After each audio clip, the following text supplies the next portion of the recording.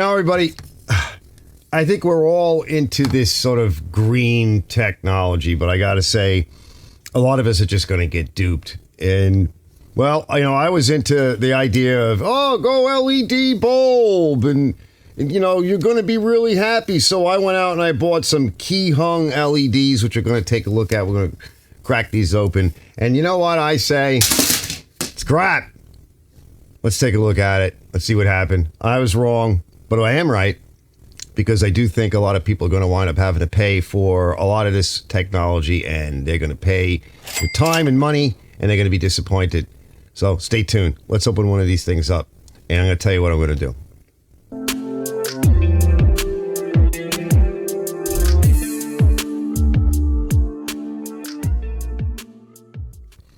Now, of course, many of us are gung-ho about going green, right? Which is just like another big joke, I feel, because the technology, most of these technologies are just not ready. And so my contention is that, well, as I see this in the lawnmower field too, in small engines, most of these lawnmowers, they're really not even repairable. So you're going to lay out $400, $500, $600 and more, and well, nobody's going to repair it. Nobody can repair it. There's really nothing to repair. And even some of the simple things like blade hubs, when they break, in some cases, there's no option to repair it. So you're out $400. And as I'm saying is that a lot of this technology, the growth of it is really going to be over time. And many of us, well, probably all of us are going to have to do our part to spend hard-earned money that is getting increasingly more difficult to get and get a hold of and keep on technology like this that isn't going to last, or it's just not going to work long enough. Now, we'll go cut to the cut sheet on Amazon. I picked these up from Amazon at the end of 2022, so they lasted all through 2023, and then so here we are in March, and they're burning out. I got one left. We'll take a look at that. And before we open it up, let's go to the cut sheet. So I got a little bit more than a year out of it. And keep in mind, these are for shop lights. Well, I'm in a shop, but I'm in the shop every day between doing what I do, for a living, and then the YouTube channel. I rely on these lights, and I got to say, when I put them in, they were way more powerful than a sort of an equivalent of any fluorescent. And they run a little bit cooler. So this is a 24-watt bulb, and I was impressed with the amount of light that came out. I was very happy. Turns out it's actually a little too much light for the area that I'm in. And as these burned out very quickly, now I'm left with one bulb. We're going to look at what happens here a little bit. I can't give you all the technical deets because I really don't know, but we're just going to take a look. So what are you supposed to do, right? I mean, really, what is the answer? There are different manufacturers, and maybe there is a manufacturer out there that's a little bit more forgiving. I was watching another fella who's got a nice shop, and he's been upgrading it over the past couple of years, and he bought some shop lights from Honeywell, and he says, I learned to buy extras and keep them in-house because they just burn out. So let's take a look at the actual manufacturer real quick before we get into anything else. So this is the bulbs that I bought. It says here, key hung T8 LED bulbs, 4-foot type B. All right, so this is bypass. Dual-ended, so it's dual-ended, power compatible with T8, T10, T12 tubes. Remove the ballast. G13 base, 24 watt. 6,000K daylight, white, 4-foot LED bulbs, replacement 4-pack, $30. And there's only one left in stock right now. Gee, I wonder why that is. What can I say? They lasted for a year. So let's go cut to the next segment. This way we can kind of talk a little bit about how they're wired. Just a little bit. Now, I have a video on that. I'll put that video in the link for when I converted my fixture. Got a really nice fixture. And I wanted to convert it, and the fixture has a diffuser on it, which is important if you're going to be shooting, with your camera in here for my YouTube channel. I have a lot of issues with hotspots, areas that just get too bright.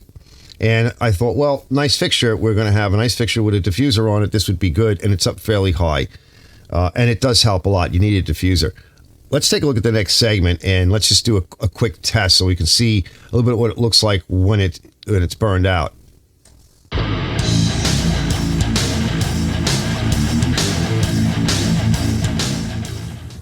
I'll get you in close in a minute. But I opened all this up. So this is the aluminum substrate that it's mounted to.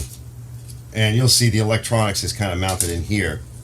But I just want you to take a quick look at these. So of course, this is it's like a plastic lens just to protect it. Let's get this out of here. Now this is this type. Well, let's just plug it in so I can discombobulate this. And like I said, we'll get it close. So there's 1, 2, 3, 4 here. There's one here, over here, and I'll come back. We'll get the other camera, and we'll take another peek. So this is sort of like Christmas lights in a lot of ways. And once you get a couple burned out, and I'll show you up there, that's the same scenario, you're done. All right, let's break to the other camera real quick. All right, so we'll see, we'll come down here. Here's the 4. Here's the other one here. Okay, and out to the end. Now let's turn the lights back on. All right, now we can get a better look at what's going on here. So this is the output of, this is just an AC to DC converter and modulator. So it's taking basically 110 to 120 volts in. That's AC on this side, and it's putting out basically 100 volts to this rack here. That's DC on this side. Now I looked at this, I don't see anything burned. I don't think there's anything wrong with this. So it's a converter, or inverter in some ways. It's just really converting. So I don't see anything there. And if you look at here, this particular model, see that's a strap in there? Okay. So that's the input side, and it's the same on the other end. Same kind of strap. So that's where your AC is coming in, on this type. All right, so that's where you're essentially, where we'll say 117, 120 volts is coming in, comes into here. Yes, I checked the fuse. It just gets converted to DC, then out. Now let's take a look at the other bulb. So these are all bypass style, because you cannot have anything in here like a transformer or a starter or anything like that. We'll talk more about that in a minute. Let's look at the other bulb. All right, so you can see this one bulb working. This had 4 in it. 2 were working a couple of days ago. Now we're down to 1. This is also a bypass style light, and this is glass, right? And it sets up different. So down here on the end, you may see it or may not, but there's a line in neutral. I can't read it from here. But both ends will tell you has an L and an N on both ends. I'll read this in a bit. I'll let you know. I'll try and get a better shot of it. So I'm just going to apply the 2 hots over on this side, and you'll see what happens. But this is made by Green Creative. And that's their logo there. So this is the power end. This is why you couldn't see the L on the end. It's because it's on this side. And the other end is a dummy end. So the power comes in from one end only. You could wire power to either side, and it won't be a problem because one's just a dummy end. But when you set up your fixture, you just got to remember, it's not line and neutral on the other side. It's line and neutral. Try to align it so that it agrees with the pin out here, whichever one is which, and you have to reproduce that on the other side so that if somebody would have turned the bulb around the other way, it would still be line and neutral, okay?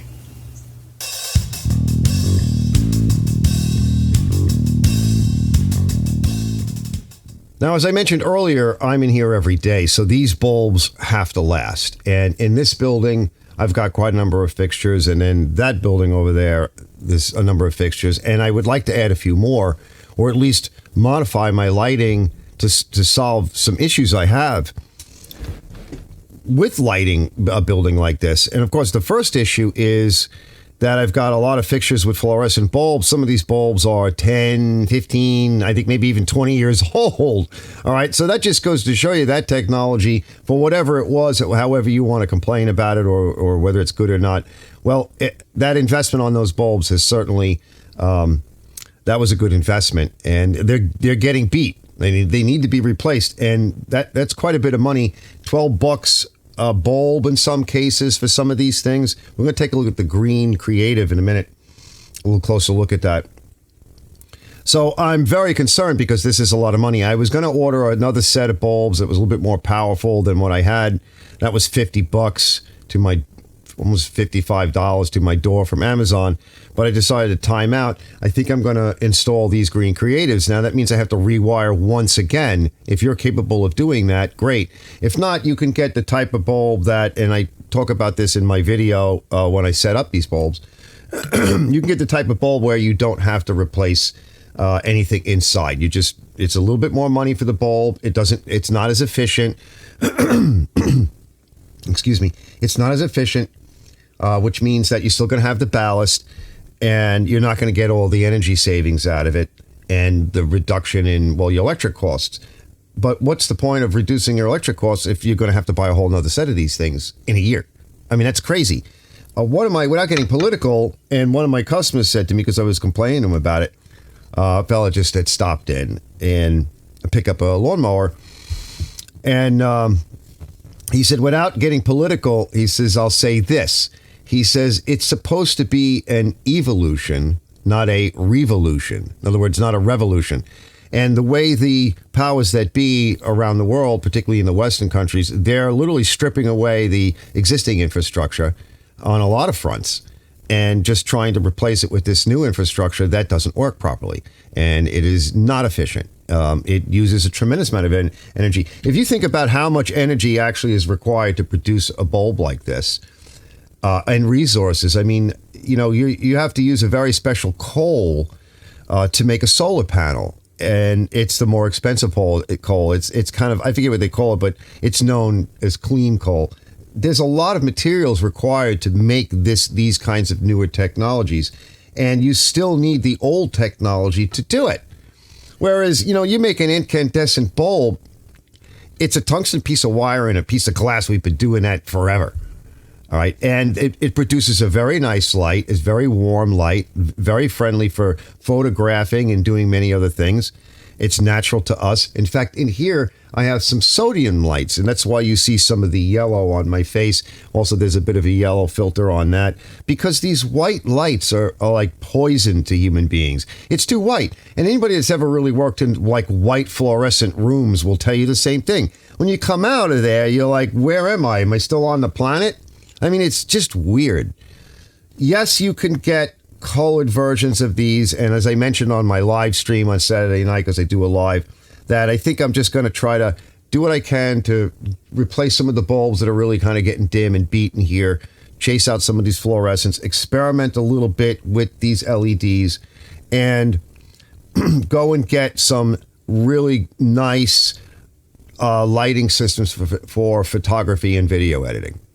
They come with different diffusers. They can run at different color temperatures, different colors, different wattages, different intensities.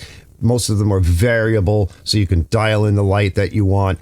And since I'm having hotspots and everything with some of my videos, especially at night, because I may want a little bit brighter or less yellowed light, so I don't have to constantly change my color balance, that might be a problem solver. That is more money. Now, if you're just going to Home Depot and buying some lights that you can string together and you're not in your shop all that often, you may not see this problem. But as you start to migrate and move towards these kinds of bulbs, because you have no effing choice, you're going to run into these problems. So that's really what this is about. Now, I pulled up some cut sheets on this company, and this is really a professional company. As I mentioned, this is glass. This is actually, it says right on it that it is certified to be used in not wet, but damp locations. And Amazon does carry some of it. Some of these products, some of these are very simple. You could just screw them into existing sockets. So there's a number of solutions out there, and it may be worth spending a little bit more money up front, choosing what lights saying to yourself, all right, well, where do I really need light? What fixtures really kind of beat? How do I want to do this?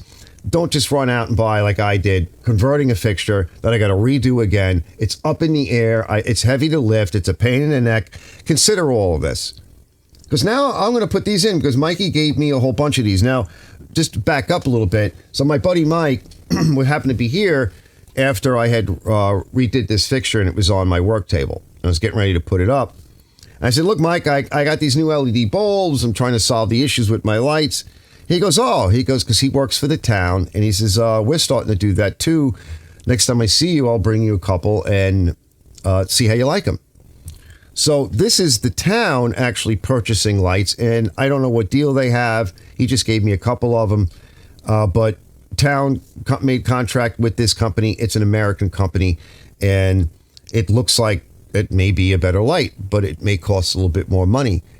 They have a lot of light bulbs that they need to buy and a lot of fixtures, a lot of man hours in replacing this stuff. Your fixture has to be wired for this.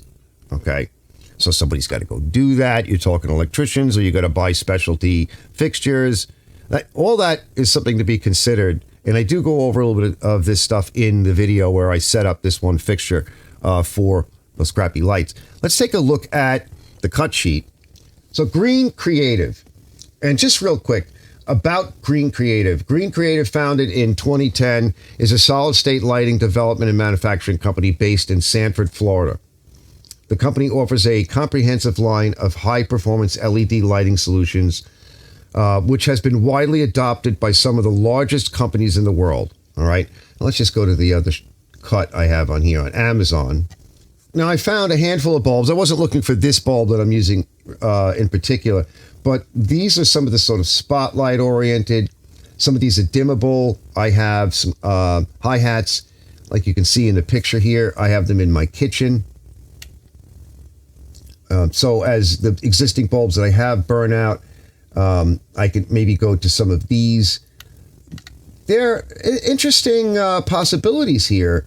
I think it's something to consider. You got floodlight replacements, and as I said, I didn't look for this particular bulb that I'm using right now, but I just wanted to do a little quick look at what was out there.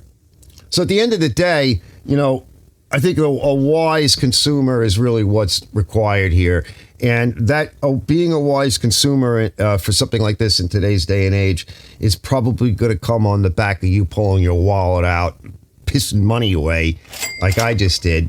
I mean, $30 isn't terrible, but again, the time to rewire the fixture. Now I got to go climb back up there, and it's not that easy to do because I need to move some wires around.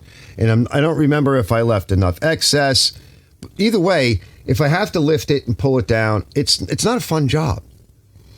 So I'm going to do that fixture because I have a few of these bulbs that I can save some money. In the future, I'm going to pick some of the low-hanging fruit. There's a couple other fixtures to do.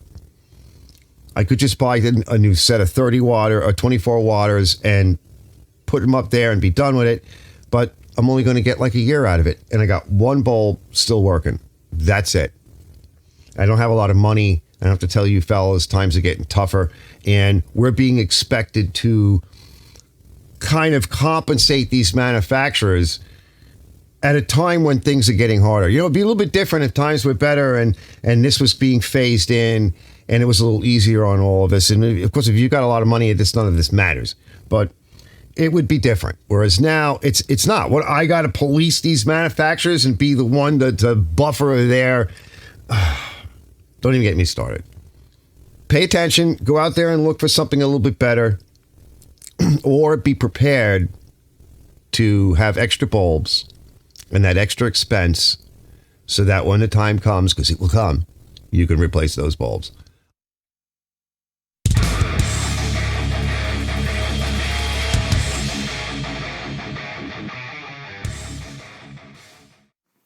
All right, so I taking apart the fixture up there, and in this example here, what I did was power's in on one side, and they just loop over. And because of the strap in the bulb, we don't need this other wire. It would be redundant, so I just brought them over. And this would be one side of power. In this case, it could be neutral. On those bulbs, it didn't matter. And if you look up there, the other one is black. Okay, so we're going to abandon that because that's going to become the dummy side for these new green bulbs. Green Creative, and I'm just going to disconnect that because you don't need it and you wouldn't want it anyway. We'll bring that black wire over and we'll tie it in to here. So now I need a loop going from each one that's black, but I want to check the bulb because we want, when we install the bulb, since it says L and N, we want to lay the bulb in here so that the L and N correspond and can color correspond. So go get the bulb and I'll mark it up on here, L and N, L and N. And that way as I make my loops, and what we'll wind up with is just two wires coming out, one white, one black. Okay, however the loop is. So a new loop again will be created and it'll be separated. And one side will be neutral and one side will be black. I'll show you that when I'm done. All right, this should help a little bit. So I rewired these. So I just basically put a jumper, boom, boom, boom. The white wire is going to be our neutral, and the red is going to be our hot. Now I also marked the bulb. Now this is the power end, and when it goes in, see the sticker is here, and also this is the LED strip that's inside this bulb. So that has to face downward, and because you're looking at the back side of the strip. So the L, I happen to mark it there. There's an L there and a neutral there. So when we go to put it in, right, we'll know which way. And let me turn this around. And of course I marked it on here, just to be clear. Now generally you don't have to do this with the other bulbs, but with this bulb you need to be more careful, and it must be wired like this as opposed to what's up there right now. So I'm just going to drop that wire there that will abandon that red wire, remove this black wire, okay, and that's our black, and the other one is a neutral. So I'm going to go up there, tie in my neutral, then I'll drop, that goes to the white of the new strip once we just clips in, and then I'll tie in the black and we'll put the bulbs in and give it a test. All right, connectors are in. Now I have to put the cover that goes over it. I'm just using an old bulb, as you can see here, because that whole rack of connectors just wants to fall down on my head. This is difficult to do. It's why I like to do it on the table, right? All right, let me get that centerpiece in. That should hold that rack of connectors on and we can put the bulbs in. Okay, so it's quite a lot of light up there. So there's 3 bulbs up in here now. I know you probably can't see it, but the work table and everything is well lit, and with the diffuser on, I think that's enough light. I actually feel like if I put the extra bulb in, it's too much. I don't really need it. I would be better served with a spotlight maybe over the drill press or something, and I've got a light there which you can turn on and off. So we're going to leave it like that. Let me go put the diffuser on, and that's not too bad. Okay. That still provides a lot of light here. Now let's just take one last look, okay, at the spec. Just kind of like a look around. See, it's pretty bright in here. And we got a light here as well. Let's go look at the spec on this bulb, and we'll get out of here. All right, so I climbed up there. I got that all done. It looks pretty good. And came over here and I said, all right, let's go find that bulb, these bulbs from Green Creative.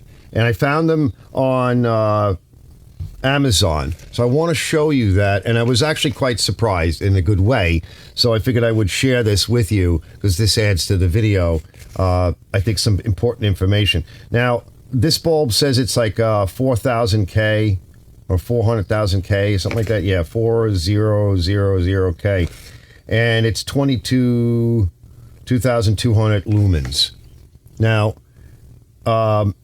bulbs vary slightly, and this is a T8 14.5 watt, a 4-foot bypass style, right? So that's what I have right here. And remember, this particular bulb is the one that has the glass tube on it, and it's for damp locations, okay? So you may not need to get that bulb. So let's go take a look at the bulb that I found. I think it's quite interesting, and we'll go back and we'll just quickly compare it to the bulb that I had, and that's where I think you're going to find it interesting.